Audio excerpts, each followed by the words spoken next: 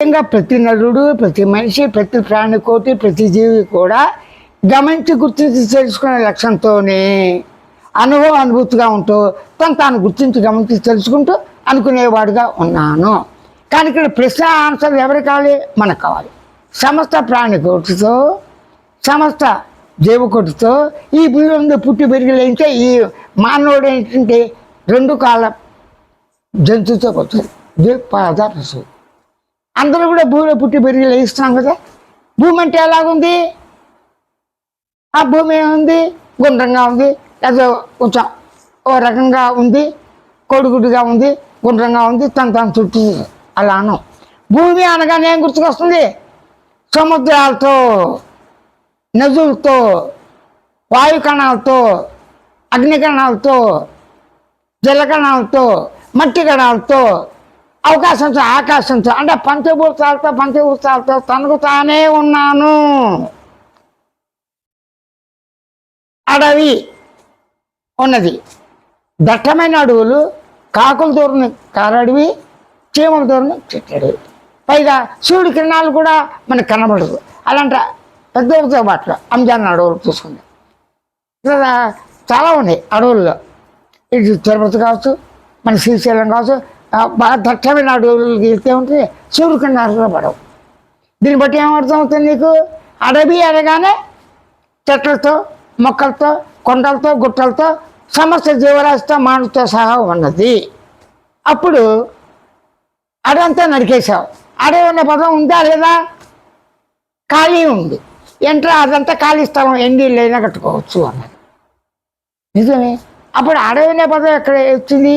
అనేక ఆలోచనతో, అనేక భావాలతో, అనేక కోరికలతో, ఓ లక్ష్యం, ఒక గమ్యం, వాసనతో కూడి ఉన్నప్పుడు ఈ ఆలోచన పరంపరతో ఒక ఆలోచన, నేను ఉన్నాను, దేంగా ఉన్నాను, మనోబుద్ధితో ఉన్నాను. అలాగే నేను వస్తువులతో ఉన్నాయి. వస్తువు అంటే కిడ్నీస్తో ఉన్నాను, ఊపిరితిత్తుతో ఉన్నాను, మెదడుతో ఉన్నాను, వెన్నుముకతో ఉన్నాను, బొట్టుతో ఉన్నాను, హార్ట్తో ఉన్నాను. ఇవన్నీ వస్తువులు. వస్తువు అంటే ఏంటి? వాటి పని అవి చేసుకుపోతుంటాయి.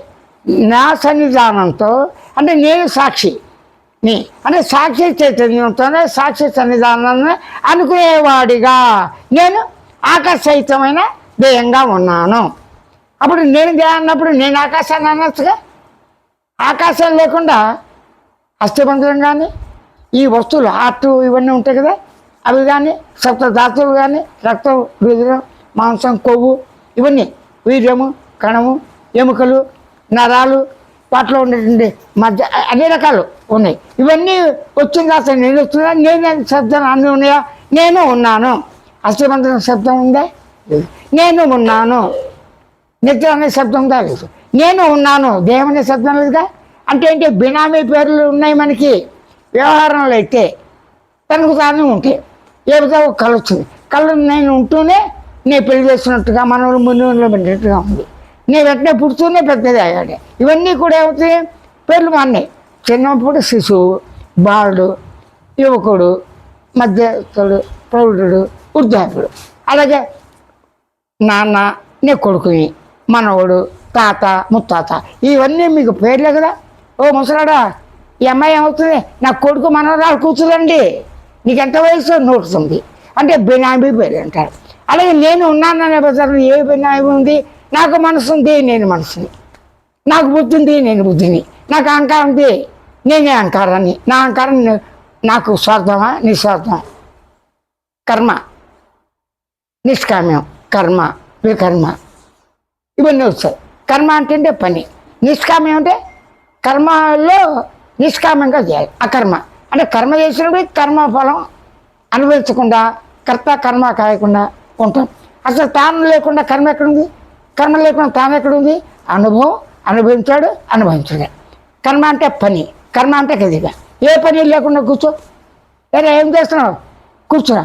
అలా కూర్చోవడం కూడా పని లేకుండా నిద్రపోయి వచ్చాను. నీ పని ఏంటి? రోజు తింటే నిద్రపోవటం, కళ్ళు గంటం, మేలుకోవటం, దేవధర్మాలు, దేశం అనుబంధ ధర్మాలు, నిద్ర పట్టింది పట్ల ఈ శబ్దాలు, భావాలు అన్నీ కూడా పదార్థమే, అన్నీ కర్మే. కర్మ నీతి ప్రకారమా?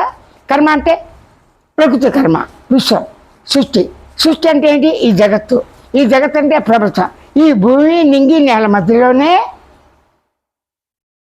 తాను పుట్టి పెరిగి